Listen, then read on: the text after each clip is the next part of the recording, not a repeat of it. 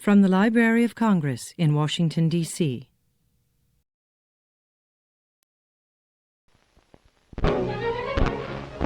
By way of previewing America's largest inland city, we may commence with this panorama from the observation tower of the Board of Trade, Chicago's tallest building. Less than 140 years ago, such a view would have disclosed only a log fort and a few cabins at the mouth of a muddy river. When gold seekers were rushing to California, Chicago boasted a few business blocks and streets of bottomless mud. Now, with nearly 3.5 million residents, the city has become the second largest center of population in the Western Hemisphere. Such growth reflects Chicago's location, midway between the agricultural West and the industrial East. It is the consequence of great industrial enterprises, great mercantile institutions, and the great markets for grain and livestock, which are all the inevitable consequences of Chicago's geographical location. Part of the city's need for rapid transit has been met for many years by the elevated railroad, which is soon to be replaced by a subway in the Loop area.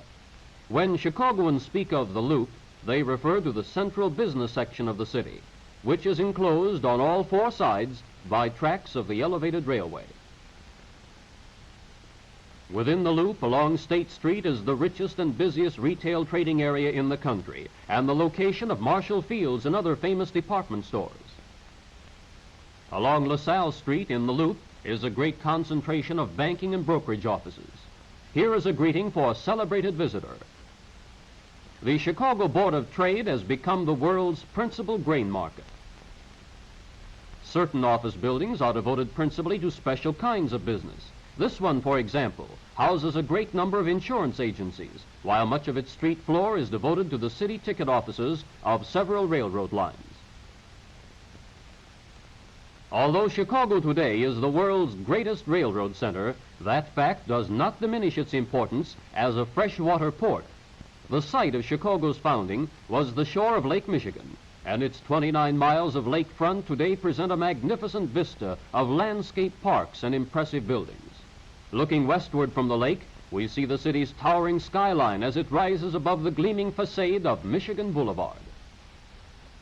Among Chicago hotels are names associated with a long tradition of gracious hospitality.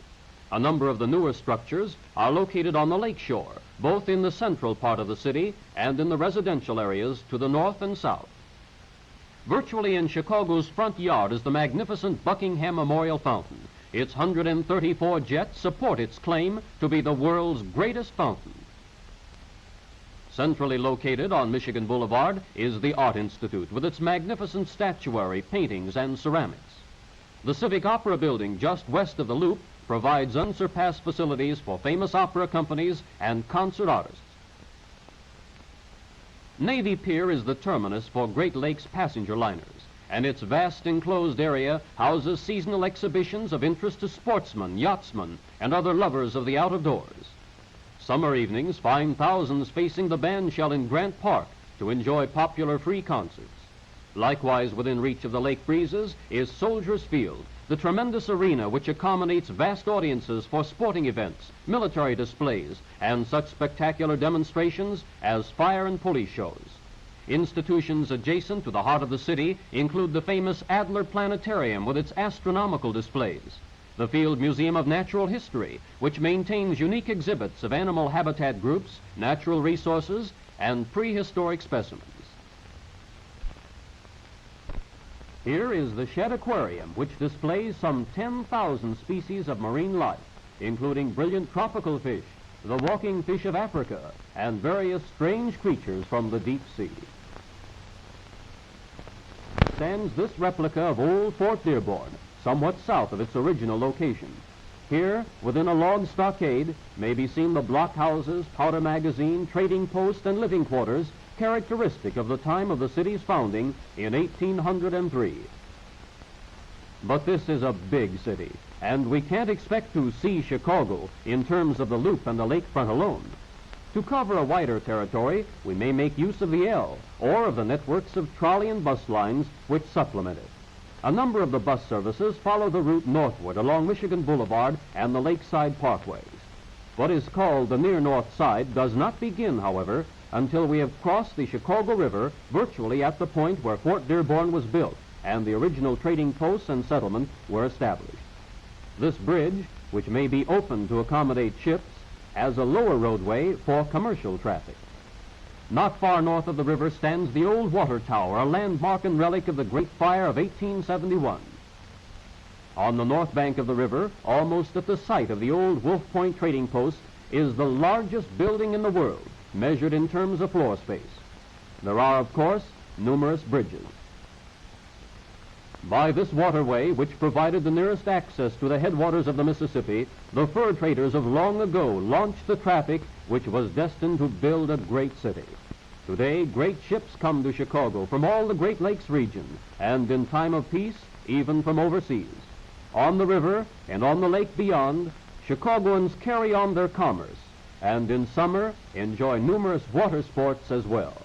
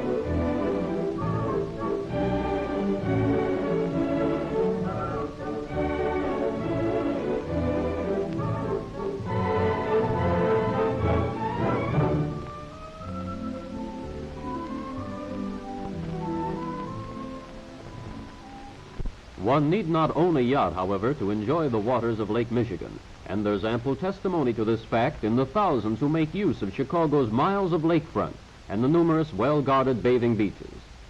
Here, on warm days, from spring to autumn, residents of the city and visitors alike seek the white sands and the blue waters. The swimming areas are so extensive that crowds are seldom excessive unless the weather is abnormally warm.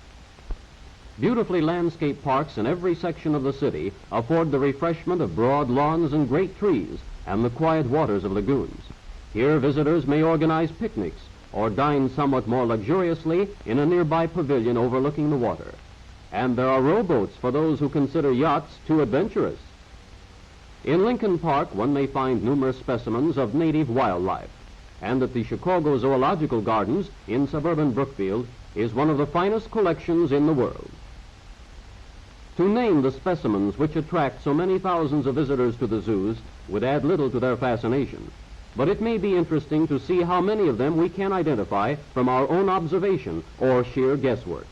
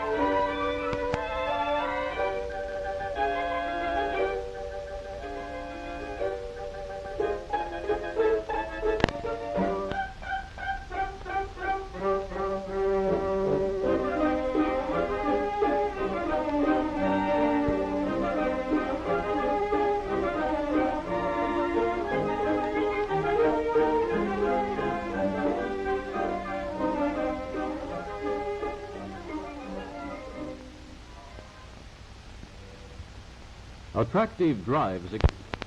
Among these is the Garfield Park Conservatory, where magnificent floral displays are arranged at appropriate seasons. The exhibits, of course, will vary almost from week to week, but this splendid display of orchids affords an example of the way in which botanical experts of the Chicago Park system have contrived to develop rare and beautiful tropical flowers under difficult conditions. Here, too, are the restful still waters of a lagoon, which in winter becomes a safe and popular resort for skaters. Recreation buildings provide for other forest preserves, which serve an ever-increasing number of equestrians.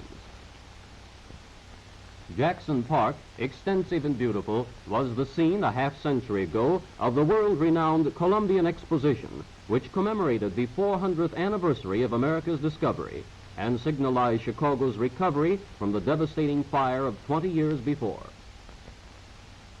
The Japanese gardens are a legacy to the city from that exposition. Inviting drives, which are part of Chicago's famous chain of boulevards, lead us through the park with its many beautiful scenic views. En route, we pass the famous Museum of Science and Industry. The building houses exhibits in the fields of physics, chemistry, agriculture, textiles and forestry, mineral industries, and transportation. So many of these are important in Chicago's relation to the Western country that we may well consider something of their significance. From the groves and vineyards, ranches, and vast truck farms of California and the Southwest, fast trains bring an infinite variety of produce through the mountains and across desert and prairie country to the markets of Chicago and the East. Transportation, regarded as both a science and an industry itself, links other sciences and industries in practical utility to man. It carries to market all the products of the great Southwest and makes Western scenic wonders easily accessible for travelers who must go to see what cannot be brought to market. Coal is still the principal fuel of both transportation and manufacturing industries, and coal mines must be accessible to railroads if their output is to be delivered economically to the places where it will be used. Facilities for handling the products of forest, mine, and factory must be modern and efficient to coordinate with the efficiency of the modern railroad. A vital objective of that efficiency, of course, is maximum safety, best attained by a completely dependable block signal system. Now, all of this demonstration of practical railroad operation has taken place, in case you haven't already suspected it, in the Santa Fe Railroad display in miniature at the Museum of Science and Industry, where industry and science may be seen in operation as they really are. Nearby is the University of Chicago. Here, in consequence of the generosity of John D. Rockefeller and the liberal gifts of wealthy Chicagoans, together with wise leadership, one of America's foremost institutions of learning has grown up. More than broad acres, more than impressive architecture in the traditional Gothic style, the University of Chicago is an aggregation of able teachers, distinguished for their achievements in fact as well as their explorations in theory, and eminently successful in stimulating student minds. In winter as well as summer, residents and visitors to Chicagoland enjoy the beauties of the Cook County Forest Preserves, aggregating more than 33,000 acres in 44 different tracts of woodland. These areas are kept as nearly as possible in their natural state, and they provide abundant opportunities for out-of-doors recreation. With warm summers and brisk winters, both tempered in a measure by the nearby lake, Chicago enjoys all the advantages of the true temperate zone climate. The familiar snow sports of children are supplemented by skiing in the hillier country to the north, while ponds and lagoons in parks and forest preserves provide excellent, safe skating.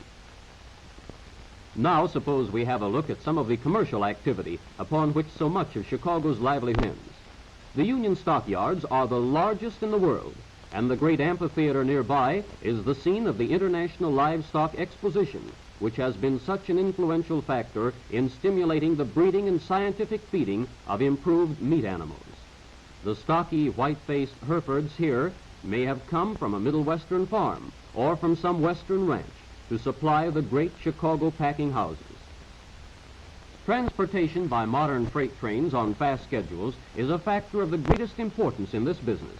Competition in the livestock shows accounts for the high quality of steers and pigs.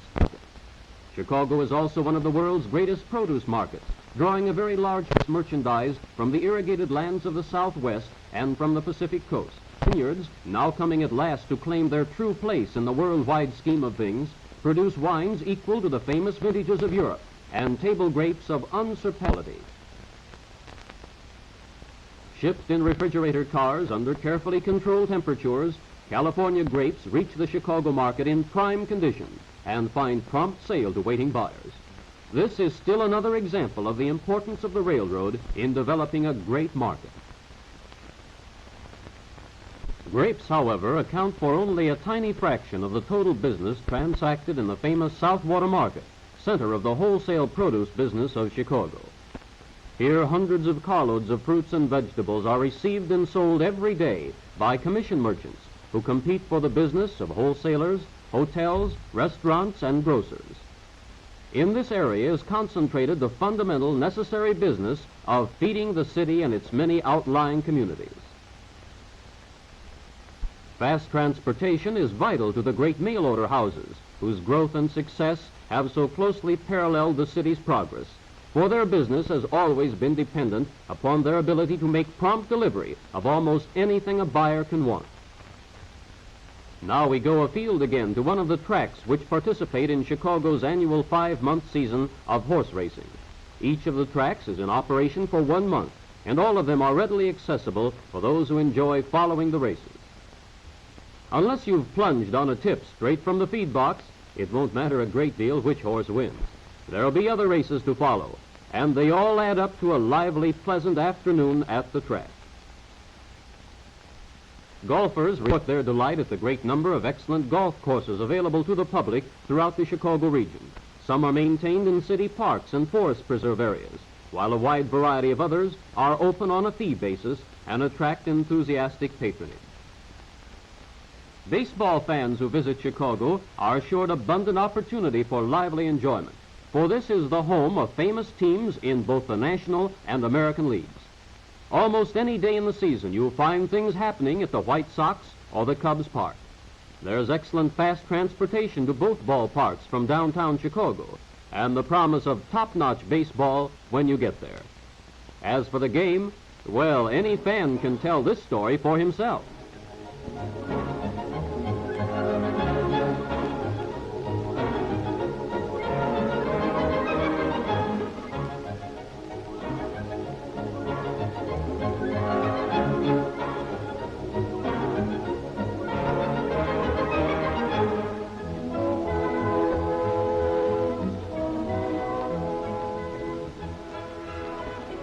At Northwestern University in Evanston, immediately north of Chicago, the football season is certain to see a succession of brilliant games.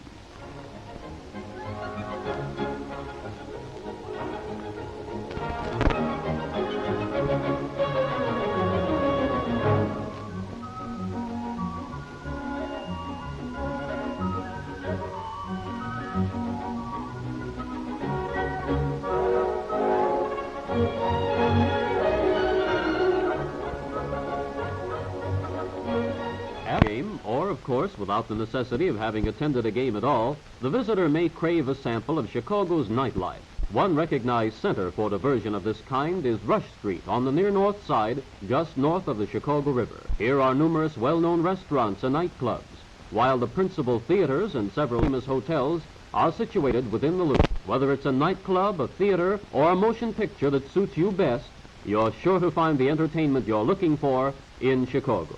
Apart from such familiar diversions as these, there are likely to be special events at various arenas throughout the city. A boxing tournament, perhaps, indoor polo games, hockey, or a spectacular ice show.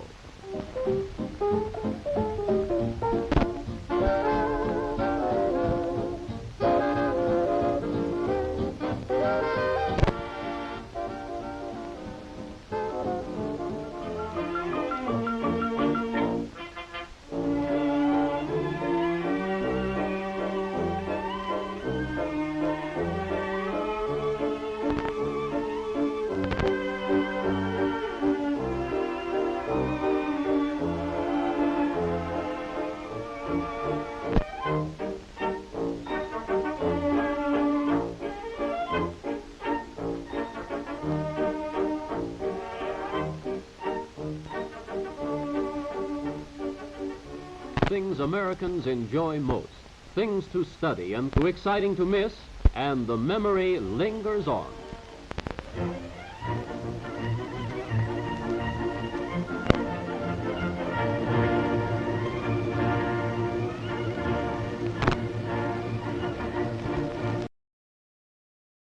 This has been a presentation of the Library of Congress. Visit us at loc.gov.